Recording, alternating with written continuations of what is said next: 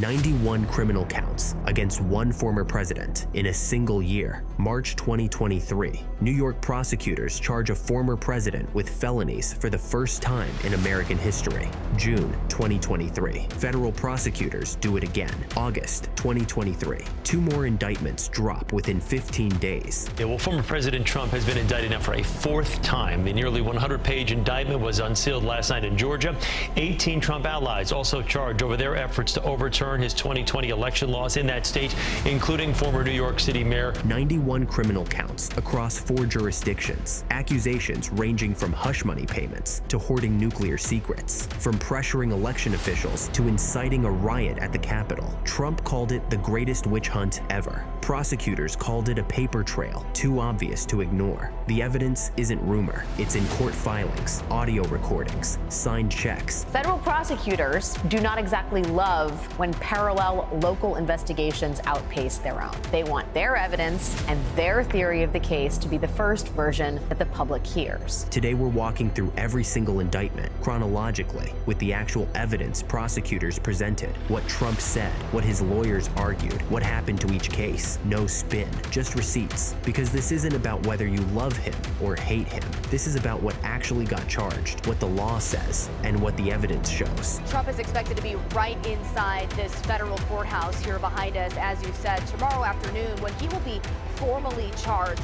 And guys, these are very serious charges that could carry decades in prison if he's convicted. Witch hunt or justice? You decide. Let's count them all.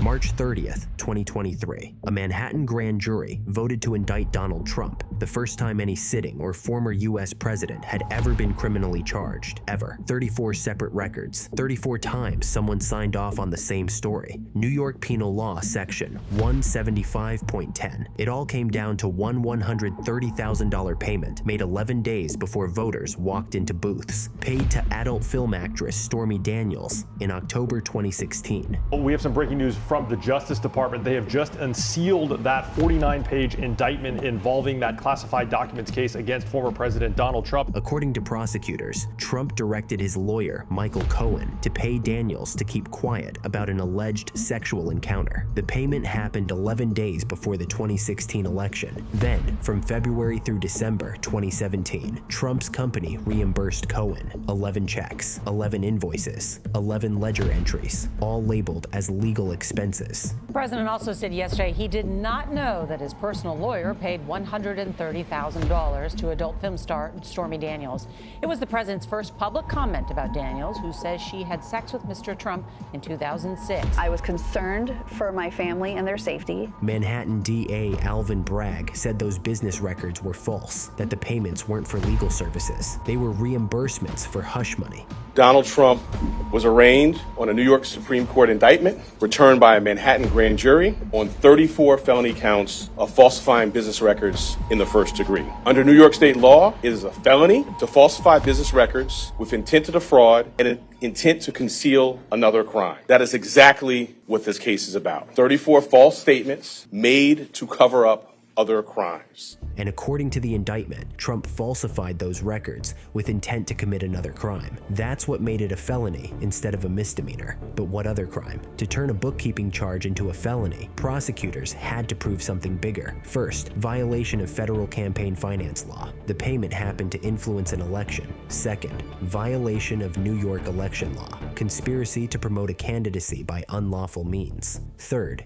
tax fraud. Cohen characterized the reimbursement as income on his tax returns when it wasn't actually income. April 4th, 2023, Trump flew from Florida to New York, surrendered at the Manhattan DA's office, got fingerprinted, no mugshot taken, then walked into a courtroom and heard the charges for the first time, pleaded not guilty to all 34 counts. That night, Trump flew back to Florida, held an event at Mar-a-Lago, called the prosecution politically motivated, said he never thought anything like this could happen in America, claimed the only crime he committed was defending the nation. When you look at what's happening, this is a persecution of a political opponent This was never supposed to happen in America. For over a year, motions, delays, and legal chess moves kept pushing the moment of reckoning back. Discovery battles, motions to dismiss, arguments over jury instructions finally started April 15th, 2024, lasted 6 weeks. The prosecution called 20 witnesses. Key testimony came from Michael Cohen, Trump's former fixer, from Stormy Daniels herself,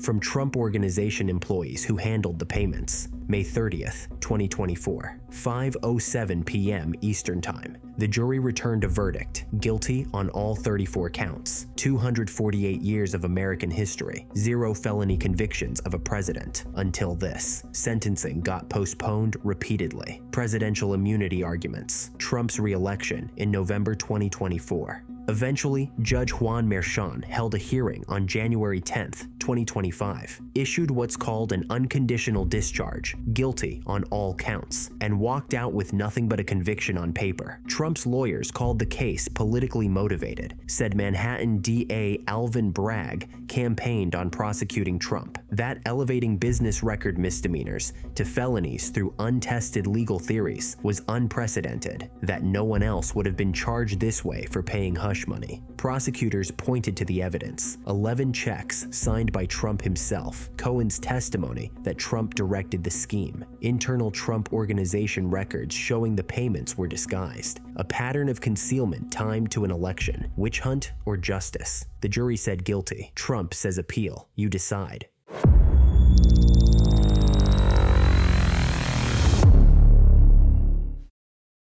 June 8th, 2023, a federal grand jury in Miami indicted Trump on 37 felony counts, all related to classified documents he took from the White House when he left office on January 2021. Special counsel Jack Smith unsealed the indictment the next day. Inside were photographs, boxes of nuclear secrets stacked next to a toilet, in a club that hosted weddings, in an office, in Trump's bedroom, in a storage room. According to the indictment, these weren't routine memos. They included war plans, nuclear capabilities, retaliation strategies. There was doo-doo, feces thrown all over the walls, the floor, the ceiling, and it stunk so bad. Information about U.S. nuclear programs, defense and weapons capabilities of both the U.S. and foreign countries, plans for possible retaliation in response to a foreign attack, vulnerabilities of the U.S. and its allies to military attack, all marked as top secret, secret, confidential, some with additional handling restrictions beyond normal classification.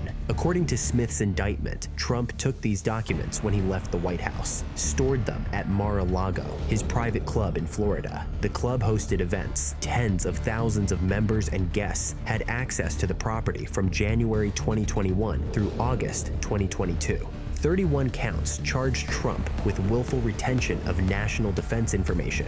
Each count corresponded to a specific classified document. Prosecutors had to prove Trump knew he had them. President Trump engaged in a criminal scheme to overturn the results and prevent the lawful transfer of power. After leaving office in January of 21, President Trump illegally kept classified documents at his Mar-a-Lago social club and repeatedly tried to obstruct justice to conceal his continued retention of those documents.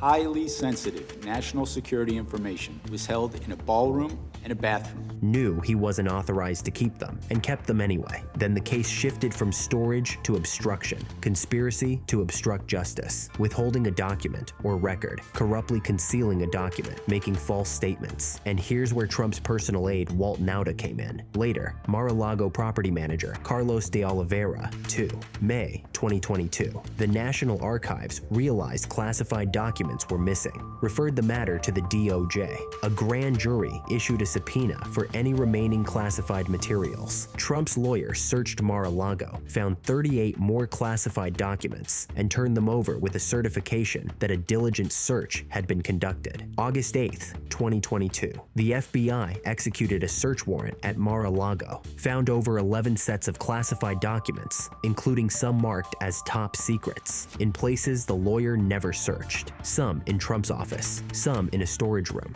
According to prosecutors, Trump had directed Nauta to move boxes before the lawyer conducted the search, to hide documents from his own attorney. The indictment included audio recordings. July 2021.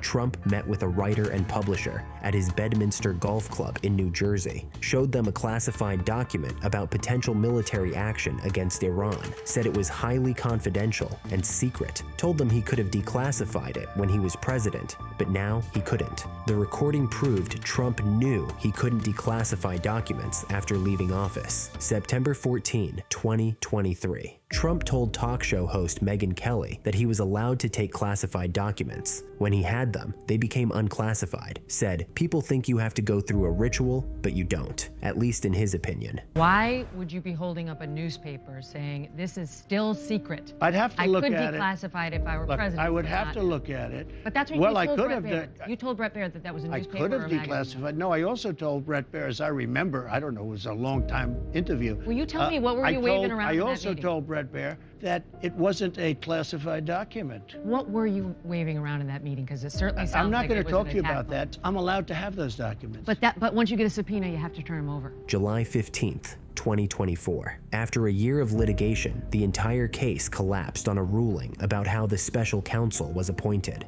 Ruled that Jack Smith had been unlawfully appointed as special counsel. Said the Attorney General lacked authority to appoint him without Senate confirmation. Legal experts called the ruling unprecedented. Said it contradicted decades of precedent about special counsel appointments. I want to ask you, Judge Eileen Cannon, in the Jack Smith case against President Trump and in the documents case, finally kicked the case out of court. It was over because of what she believed was an illegitimate appointment of Jack Smith. And the issue always comes before an attorney general on the issue of appointment of special counsels. What are your thoughts on that? Well, special counsels from here on out in our country will be legally appointed, and they won't be done constantly like they've been done in the past. And yeah, Judge Cannon is a brilliant judge. She followed the law. That will be upheld, and the weaponization of government will end. No more special counsels out there targeting anyone.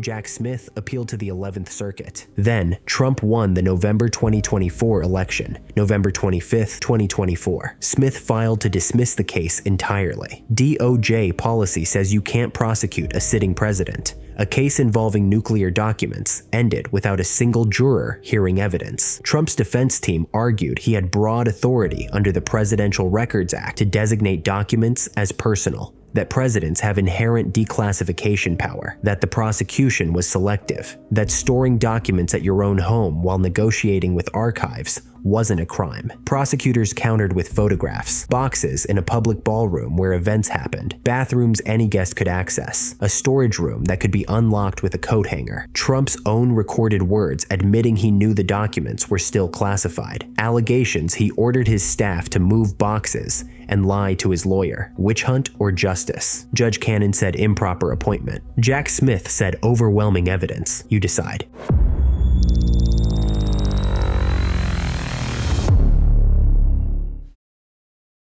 August 1st, 2023, Jack Smith indicted Trump again, this time in federal court in Washington, D.C., 4 counts, all related to efforts to overturn the 2020 election, efforts that led to the attack on the U.S. Capitol on January 6, 2021. Count 1, conspiracy to defraud the United States. Count 2, conspiracy to obstruct an official proceeding. Count 3, obstruction of an attempt to obstruct an official proceeding. Count 4, conspiracy against rights, specifically the right to vote and have your vote counted. The 45-page indictment made a blunt claim Trump knew he lost. For more than 2 months following Election Day, November 3rd, 2020, the defendant spread lies that there had been outcome-determinative fraud, that he had actually won. These claims were false, and the defendant knew they were false. 6 co-conspirators, not random aides, lawyers, a Justice Department official, 4 attorneys, 1 Justice Department official, 1 political consultant. They weren't charged, just identified as part of the alleged conspiracy. Reporting later identified them as Rudy Giuliani, John Eastman, Sidney Powell, Kenneth Chesebro, Jeffrey Clark, and an unnamed political operative. The indictment described a plan to create fraudulent slates of electors in 7 states Trump lost: Arizona, Georgia, Michigan, Nevada, New Mexico, Pennsylvania, Pennsylvania, Wisconsin. According to prosecutors, Trump and his allies organized fake electors to send false certificates to Congress, claiming Trump had won states he actually lost. Phone calls, private meetings, public attacks. State officials were told the results were wrong. Trump personally called officials in multiple states, asked them to find fraud that didn't exist, urged them to decertify results, to appoint different electors, to delay certification. Then there was Vice President Mike Pence. According to the indictment, Trump pressured Pence for weeks to reject electoral votes when Congress met to certify the election on January 6th, even though Pence told Trump repeatedly he didn't have that power. January 5th, 2021.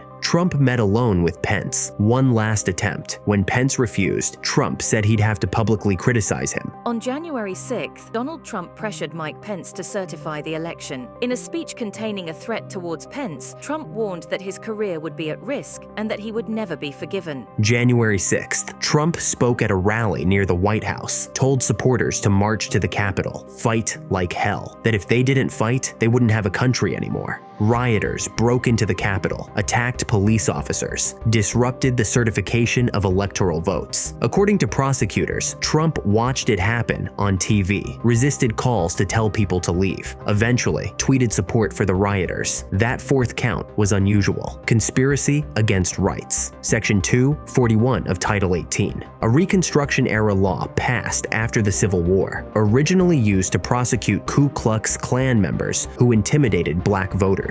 Prosecutors argued Trump and his co-conspirators tried to oppress, threaten, and intimidate people in their right to vote and have their vote counted. July 1st, 2024. The Supreme Court ruled that presidents have broad immunity for official acts while in office, but not for unofficial acts as a candidate or private citizen. Sent the case back to the trial judge to determine which of Trump's actions were official versus private. October 2nd, 2024. Judge Tanya Chutkan unsealed a 165-page filing from Jack Smith. Detailed evidence showing Trump acted in his capacity as a candidate, not as president. New witness testimony, notes from Mike Pence. Colorful details designed to prove Trump knew he lost and lied anyway. November 2024. Trump won re-election. November 25th. Jack Smith moved to dismiss the case. Same reason as the documents case. Can't prosecute a sitting president. The most explosive case of them all ended without a verdict.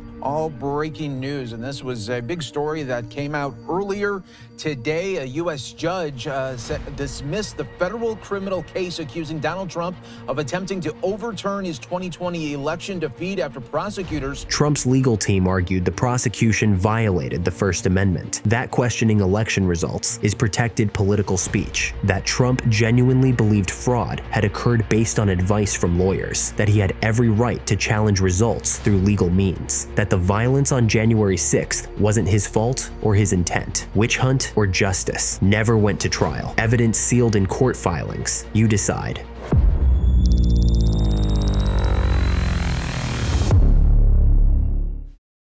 August 14th, 2023. Fulton County District Attorney Fani Willis dropped the biggest indictment yet. 98 pages, 19 defendants, 41 counts, all under Georgia's Racketeer-Influenced and Corrupt Organizations Act, RICO, the same racketeering law Georgia uses against organized crime families. 19 defendants in total, including a former president, former White House Chief of Staff Mark Meadows, lawyers Rudy Giuliani, John Eastman, Kenneth Chesebro, Jenna Ellis, Sidney Powell, campaign officials, local activists, all accused of joining a criminal enterprise to overturn Georgia's election results. The most famous piece of evidence was a phone call. January 2nd, 2021. Trump called Georgia Secretary of State Brad Raffensperger, asked him to find 11,780 votes, exactly one more vote than Trump needed to flip Georgia. For more than an hour, the President of the United States argued over vote totals like he was negotiating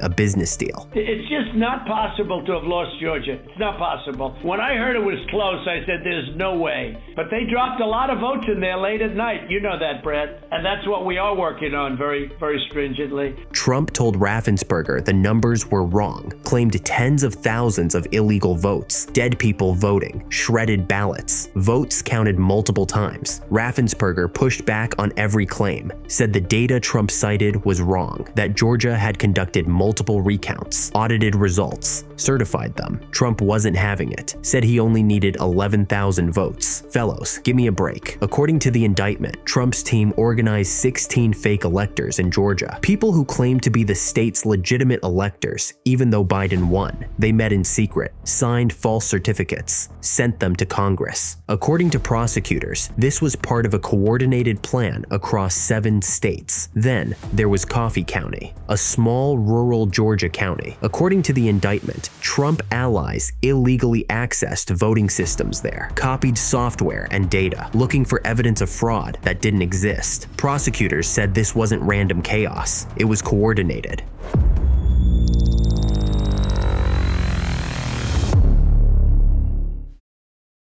Four indictments, 4 different prosecutors, 4 different jurisdictions, all in 2023, all targeting one man who had already served as president. The charges are public, signed checks, audio recordings, text messages, search warrants. The grand jury testimony was sealed, but the indictments detailed. Court filings contain witness statements, photographs, audio recordings, document trails, timelines, all available to read, all preserved in the record. 91 criminal charges, 34 convictions that produced 0 punishment, 40 counts dismissed on procedural grounds without trial, 4 counts dismissed because of an election, 41 counts dropped by a prosecutor who said it would take too long, witch hunt or justice, political persecution or accountability, unprecedented prosecution or unprecedented conduct. The evidence is in the documents. The arguments are in the court filings. The convictions are on record. The dismissals are on record. And the paper trail isn't going anywhere. You be the judge.